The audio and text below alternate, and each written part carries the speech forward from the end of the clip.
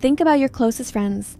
Now, think about when you actually met them. School, university, your first job? Now think about the last time you made a genuinely close friend. Not a colleague you occasionally have lunch with, not someone you follow on Instagram. A real friend, someone who actually knows you. For most adults, that answer is a very long time ago. And the older we get, the harder it becomes. Not because we become less likable, not because we stop wanting connection, but because something fundamental changes about how our lives are structured. I'm Emma. And I'm Marcus. And today, we're asking the question that a lot of adults think about but rarely say out loud. Why is it so hard to make friends as an adult? Let's start at the beginning. Because I think to understand why adult friendship is hard, we need to remember why childhood friendship was so easy.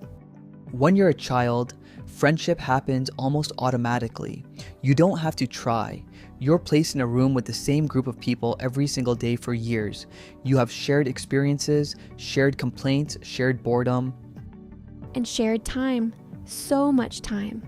I think about how many hours I spent with my childhood friends just doing nothing, sitting on a wall, walking around the neighborhood, watching TV at someone's house. That kind of unstructured, unpressured time is where real friendship grows. There's actually a psychological formula for friendship developed by researcher Jeffrey Hall.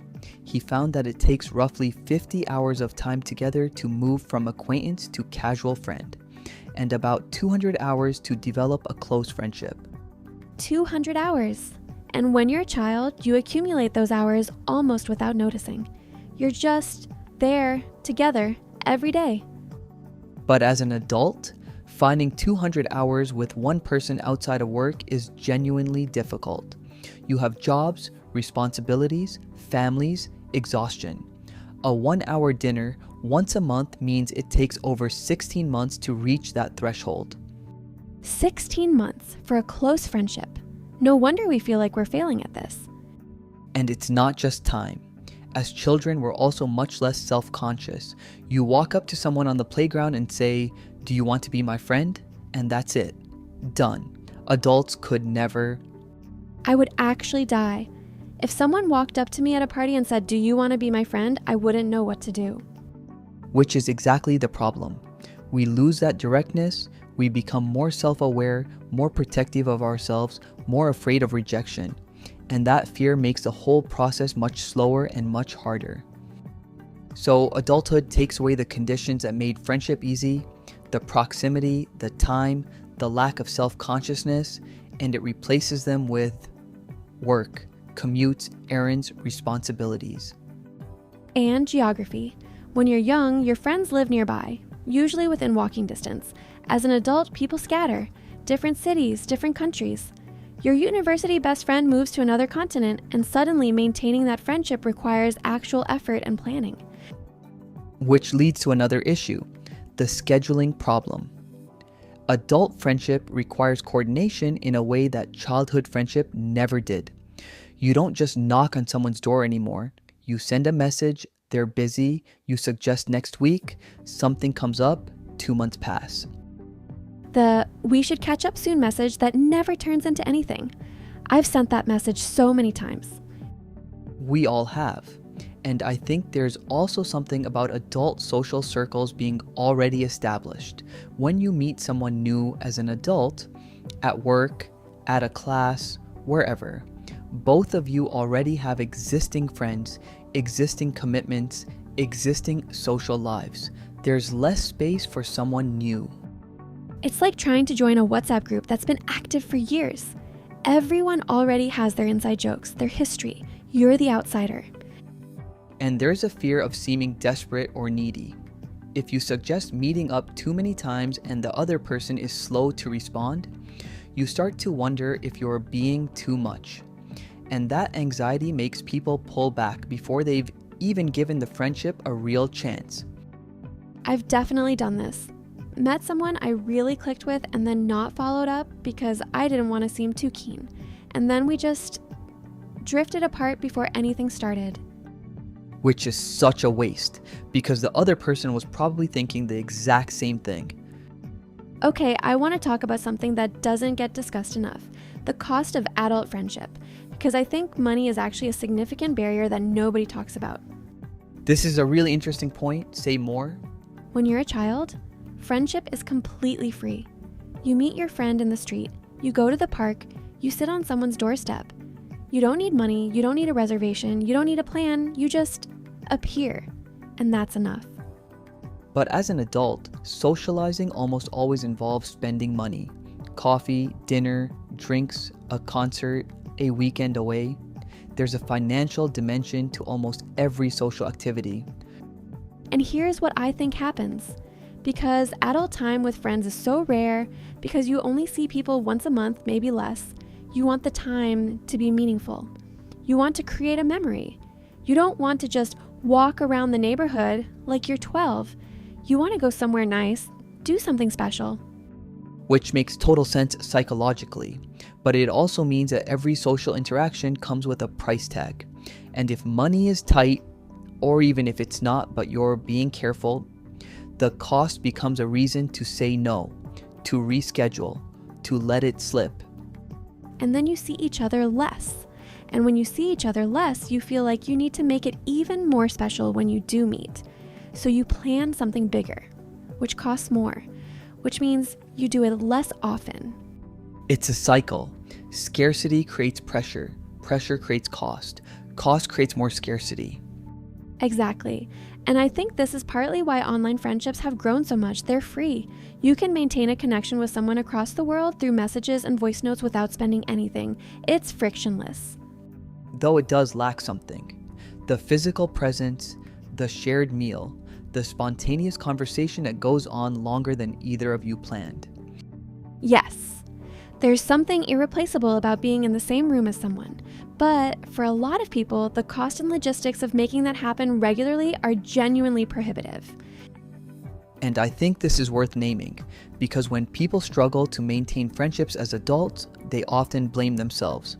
They think they're bad at friendship, or too busy, or too introverted, but sometimes the real barrier is structural. It's time, money, and distance, not personal failing. Okay, let's get personal. I moved to a new city a few years ago, and I remember thinking, this will be fine, I'll make friends, I'm a sociable person. And then I didn't, for a really long time. What made it so hard? Everything I just described. I didn't have the natural structure of school or university. I was working from home, so I wasn't even meeting colleagues. I'd go to events, meet interesting people, exchange numbers, and then nothing would come of it. Not because anyone was unfriendly, just because everyone already had their lives sorted, and fitting into someone else's established life is hard. How did things change? Slowly, and mostly through repetition. I joined a regular class, something that happened every week, and just being in the same room with the same people consistently over months. That's what eventually built something. Not one great conversation, just showing up repeatedly. That matches the research perfectly. Consistency and proximity are the two biggest factors in adult friendship formation. It's not about being charming or interesting, it's about being present regularly over time. What about you? You're quite introverted. How do you experience this? Honestly, I've never found friendship easy. Even as a child, I had a small number of close friends and I was happy with that. But as an adult, those friendships have become harder to maintain because people have moved away, gotten married, had children. Life just takes people in different directions. Do you feel lonely? Sometimes. Yes, I think most adults do, even if they don't say it.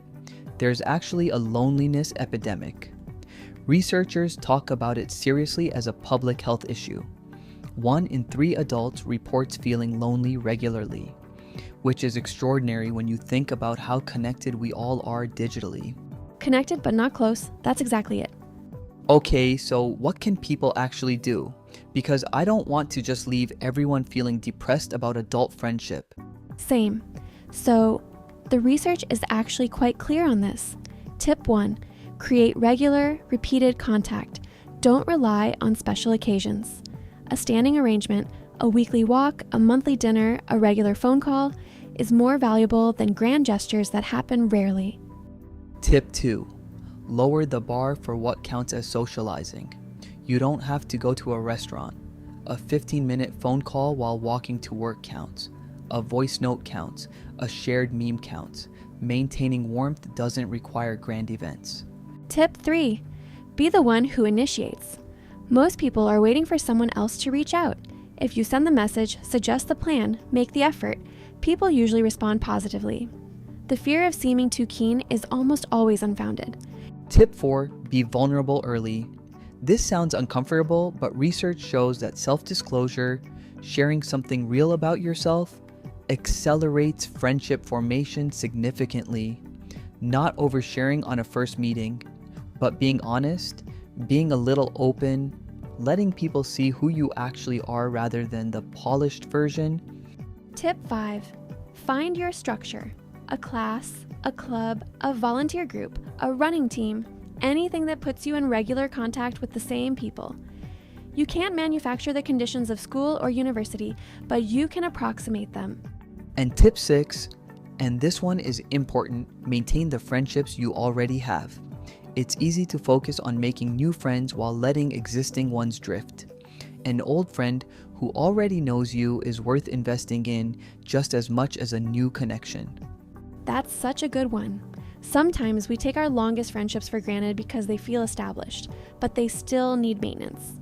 So, adult friendship is hard because life removes the conditions that made it easy. Time, proximity, structure, money, fear of rejection, all of it works against us. But it's not impossible. It just requires more intentionality than it used to. You have to choose it, plan for it, and show up for it, repeatedly, in a way that you never had to as a child. And if you're struggling with this, you are not alone. Genuinely. Most adults find this hard. It's one of the least talked about but most universal experiences of adult life. Okay, we want to hear from you. When was the last time you made a new friend as an adult, and how did it happen? Tell us in the comments. Subscribe for more Real Talk English. New episode every week. See you next time. Bye, everyone.